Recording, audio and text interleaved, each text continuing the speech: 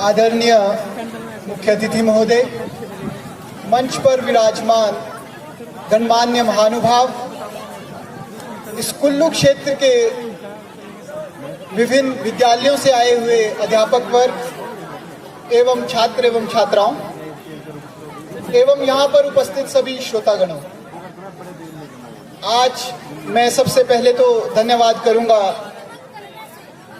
Teachers association Kullu का, जिन्होंने मुझे इस लायक समझा कि मैं यहाँ पर इस कार्यक्रम में हिस्सा लूं और आप सबको संबोधित कर पाऊं। जैसे 2 दिवसीय यह टीचर फेस्ट जो कि यहाँ पे मनाया जा रहा है, इसमें सबसे पहले मैं भी आज से कुछ वर्ष पहले आपकी तरह ऐसे ही बैठा करता था और मंच पे आए हुए जो विशेष अतिथि थे उनको गौरपूर्वक सुनता था। वहां से यहाँ तक के सफर में अगर सबसे ज्यादा योगदान किसी का है तो वो अध्यापक वर्ग का है। इसलिए मैं आप सभी जितने भी यहाँ पर स्कूली विद्यार्थी आए हैं उनसे निवेदन करता हूँ कि वे जोरदार तालियां अपने अपने अध्यापकों के लिए, जरूरी नहीं अपने अध्यापकों के लिए, सभी अध्यापकों के लिए जोरदार ताली जरूर बजाएं। कहते हैं ना कि सब धरती का गज करूं, लेखनी सब वनराज, 7 समुद्र की मसी करूं, गुरु गुण लिखा ना जाए। कि गुरु की महिमा एक ऐसी महिमा है कि जिसे आप बयां नहीं कर सकते। आप चाहे पूरी धरती का एक कागज बना दें, जितने भी पेड़ हैं उनका कलम बना दें और पूरे समुद्र की अगर स्याही बना दें, तब भी हम उस गुरु गुण को नहीं लिख सकते।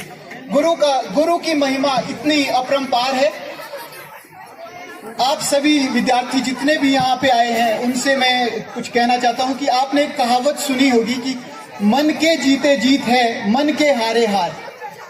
किसी भी कार्य को करने से पहले आपको यह ठानना जरूरी है कि वो कार्य संभव है।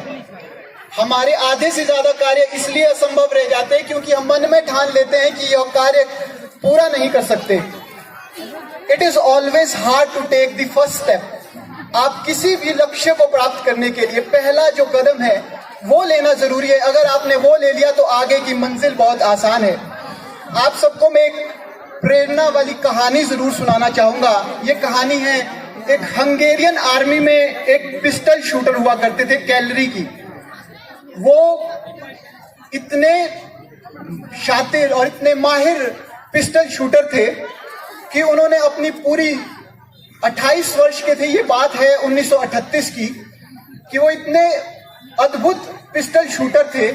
उन्होंने अपने हाथ को इतना ट्रेन किया था कि वो मतलब जितनी भी नेशनल गेम्स हंगरी में हुई थी उन्होंने एक भी नहीं हारी थी। और उनका मकसद सिर्फ एक था कि मुझे इस दुनिया का सबसे अच्छा पिस्टल शूटर बनना है। पर क्या हुआ, 1938 में एक आर्मी ट्रेनिंग में जिस हाथ से वे पिस्टल चलाते थे उसी हाथ में एक हैंड ग्रेनेड फट गया। जिस हाथ को वो एक दुनिया का सबसे खतरनाक, सबसे मशहूर पिस्टल शूटर हाथ बनाना चाहते थे, वो हाथ, उसी हाथ में हैंड ग्रेनेड फट गया सन 1938 में। और उनका मकसद था 1940 में होने वाले ओलंपिक्स गेम्स में गोल्ड मेडल जीतना, जो कि अब असंभव सा था। उस परिस्थिति में वो क्या करते, उनके पास 2 ऑप्शंस थे।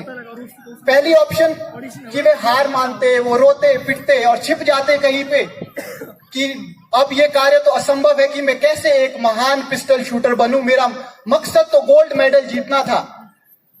उन्होंने 2 चीजें सोची, या तो वो दुख मना सकते थे उसका जो उनके पास अब नहीं था, या फिर वो उस दूसरे हाथ को ट्रेन करते जो उनके पास था, उसको ट्रेन करते कि वो उससे उस अगले गोल्ड मेडल को, जो कि 1940 में ओलंपिक्स होने थे, उसको जीत सके। इसलिए उन्होंने अपने दूसरे हाथ को ट्रेन किया। 1 साल वो बिल्कुल किसी को मालूम नहीं था कि कैलोरी कहाँ गया कहाँ नहीं गया। उन्होंने 1 वर्ष पूरा 1 वर्ष लगा दिया उस दूसरे हाथ को ट्रेन करने में। 1939 में हंगरी में फिर से नेशनल गेम्स हुए। वहां पे सारे पिस्टल शूटर्स आए हुए थे। सबने कहा कि वाह देखो कितनी स्पोर्ट्समैनशिप है, कि इनको कि इतना कुछ होने के बाद भी ये हम सबको प्रोत्साहित करने आए हैं। तो कैलोरी ने क्या कहा कि मैं यहाँ आप लोगों को प्रोत्साहित करने नहीं आया हूं, मैं आपके साथ कंपीट करने आया हूं। और हुआ क्या, सब वहां पे जितने भी लोग थे वो किसके साथ लड़ रहे थे, वो लड़ रहे थे अपने बेस्ट हैंड के साथ। और कैलरी किसके साथ लड़ रहा था, अपने द ओनली हैंड के साथ। और कौन जीता, the man with the only hand. 1939 में, 1940 में जब ओलंपिक्स होने थे वो नहीं हो पाए वर्ल्ड वॉर की वजह से। फिर 1944 में होने थे, 1944 में भी नहीं हो पाए। विश्व जो वर्ल्ड वॉर हुआ, वर्ल्ड वॉर 2, उसकी वजह से 1944 में भी नहीं हो पाए जो ओलंपिक्स गेम थे। गेम्स हुए 1948 में, 1938 में वो 28 इयर्स के थे और 1948 में वो 38 इयर्स के हुए। और जीता कौन, फिर से the man with the only hand. यही नहीं रुके वो, उन्होंने अपने हौसलों को यही नहीं रोका। 1952 में फिर से ओलंपिक्स हुए और फिर से गोल्ड मेडल कैलरी ने ही जीता और वर्ल्ड रिकॉर्ड बनाया। तब तक उससे पहले कभी भी किसी ने लगातार 2 गोल्ड मेडल नहीं जीते थे। कैलरी पहले बने जिन्होंने लगातार 2 ओलंपिक्स में 2 गोल्ड मेडल जीते।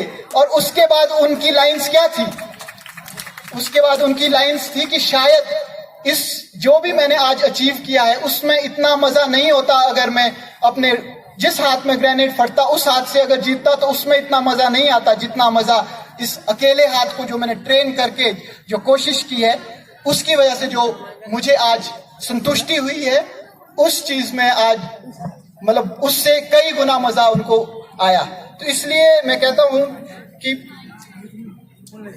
हदें शहर से निकली तो गांव गांव चली, हदें शहर से निकली तो गांव गांव चली, कुछ यादें मेरे संग पांव पांव चली, सफर जो धूप का किया तो तजुर्बा हुआ, वो जिंदगी ही क्या जो छांव छांव चली, वो जिंदगी ही क्या जो छांव छांव चली।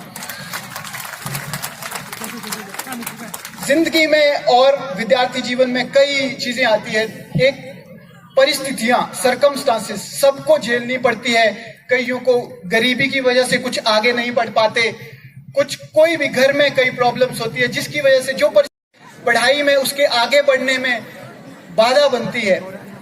तो उन परिस्थितियों को आप कैसे पार कर सकते हैं, उसमें काम आती है आपकी विल पावर, आपकी इच्छा शक्ति। एक नदी का उदाहरण मैं आपको दूंगा कि नदी जो होती है वो आपकी इच्छा शक्ति जैसी होती है। नदी जब बहती है तो ना जाने उसे कितने उतार चढ़ाव, कहीं पत्थरों से टकराना पड़ता है, कहीं ढलानों से गिरना पड़ता है। तो आपकी जो विल पावर है वो उस नदी की तरह होनी चाहिए। जो पत्थर है, जो भी बाधाएं हैं, वो तो सर्कमस्टांसेस है, हर किसी की जिंदगी में कोई ना कोई बाधाएं आएगी। बट अगर आपकी इच्छा शक्ति होगी तो नदी अंत में जाके समुद्र में जरूर मिलती है। अगर आपकी इच्छा शक्ति इतनी सुदृढ़ है तो आप अवश्य उस अंतिम सागर में जरूर पहुंचेंगे, आप अपनी सक्सेस को जरूर हासिल कर पाओगे। तो आपके इच्छा शक्ति इतनी मजबूत होनी चाहिए।